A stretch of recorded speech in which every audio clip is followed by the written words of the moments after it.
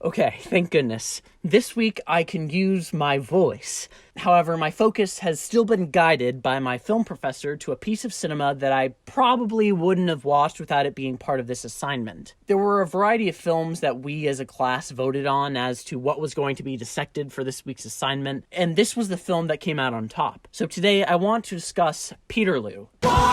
No, Peterloo. More specifically, the stark contrast throughout the piece of how the communication of the goings-on of the quote-unquote lower class is intentionally manipulated by those going up the social and financial classes in order to abuse their power to silence the voices below them. Yeah, this isn't a Muppet movie type of essay. Peterloo is a 2018 film written and directed by Leigh that follows the events of and leading up to the massacre of Peterloo in 1819. The name is derived from the combination of both St. Peter's Square, where the event took place, as well as its similarities to the battle that had occurred just 4 years earlier of,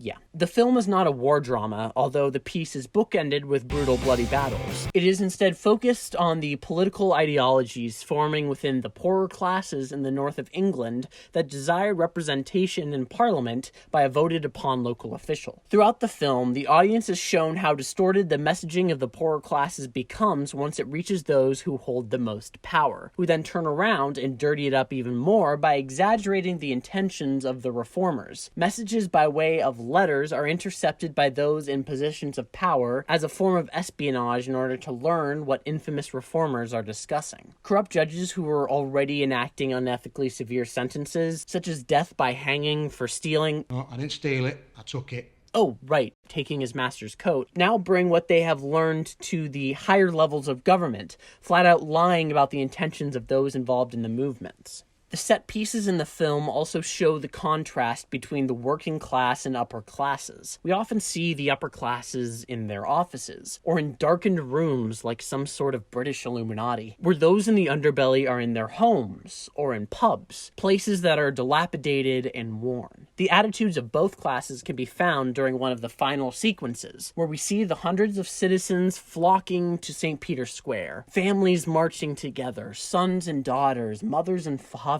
The upper classes, however, are squabbling and screeching at each other, unsure of what to do now that the people are gathering and discussing political change. However, the upper classes do not discuss things in thorough detail and devise a plan that all are happy with, which would go along the lines of the democratic ideals of the reformers. No,